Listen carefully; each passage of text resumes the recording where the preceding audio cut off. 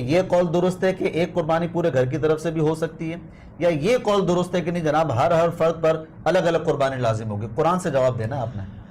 میں انشاءاللہ سمجھا دیتا ہوں۔ دیکھیے گا بہت سے مسئلے ایسے ضرور ہوتے ہیں کہ جب دلائل میں غور و فکر کیا جاتا ہے، دو نقطہ نظر سامنے آ گئے، دلیل دیکھا، متمسک دیکھا، تو دونوں کی طرف جاتا مل بھی رہا ہے۔ مثال کے طور پر کہ کیا ہر ایک کی طرف سے الگ قربانی ہوگی؟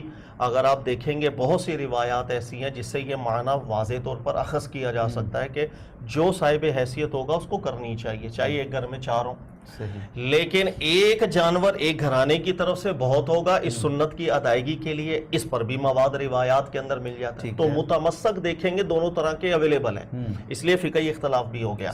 یہاں ایک اصول ہمیشہ سے یاد رکھیے گا کہ جب کبھی جس درجے میں اختلاف ہو رہا ہے اس سے بڑے درجے کی دلیل، چاہے واضح، چاہے اشارے کے اندر، چاہے کسی بھی طرح، وہ کس کی تائید کر رہی ہو، وہ قول فیصل ہو جاتا ہے، محقق ہو جاتا ہے، طاقتور ہو جاتا ہے، دلیل کے اندر مضبوط ہو جاتا ہے، دل بھی مطمئن ہو جاتا ہے۔ اب دیکھیں اگر روایات میں اختلاف آ رہا ہے، ٹھیک ہے، تو اب دیکھیں گے قرآن پاک نے قربانی کے حوالے سے کہ ایک جانور فیملی کی طرف سے انف ہو جائے گا اس سنت کی ادائیگی، کوئی اشارتاً بھی کوئی بات کی ہے یا صراحتاً یا دلالتاً یا اقتضاً؟ اگر کی ہوگی مضبوط بن جائے گا، کیونکہ روایت سے اوپر اگر استدلال کریں گے تو قرآن ہی سب سے بڑی دلیل ہو جائے گی نا۔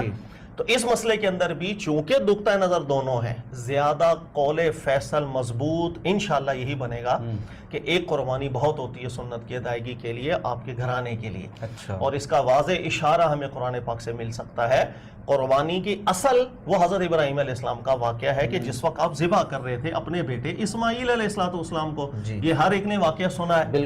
فَلَمَّا أَسْلَمَا وَتَلَّهُ لِلْجَبِينِ، جس وقت آپ نے لٹا دیا تھا قربانی کرنے کے لیے، اللہ نے فرمایا آپ نے اللہ کی بات کو سچ کر دکھایا، وَفَدَيْنَاهُ بِذِبْحٍ عَظِيمٍ، اس کے بدلے کے اندر ایک ذبح عظیم دیا گیا تھا۔ سر کتنے دیے گئے تھے؟ ایک مینڈا کیا گیا تھا۔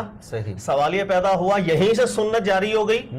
اچھا وہ ایک مینڈا کیا تھا ابراہیم علیہ السلام نے، لیکن گھر کے افراد کتنے ہیں؟ آپ بھی ہیں، آپ کے بیٹے بھی ہیں، آپ کی زوجہ بھی ہوں گی، اور بھی ہو سکتا ہے کوئی فرد ہو۔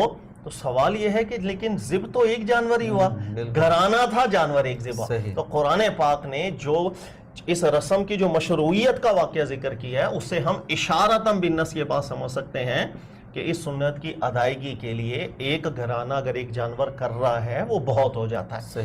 لازمی نہیں ہے کہ ہر فرد الگ الگ جانور کو لے کر آئے قربان کرے۔ لہٰذا اب جو روایتوں کی باتیں ہیں، دیکھیں یہ بات کس سے تائید دے رہی ہے زیادہ، تو وہ بھی دل مطمئن ہو جاتا ہے، ہاں یار اس قول کو ہم اختیار کریں تو زیادہ بہتر رہے گا۔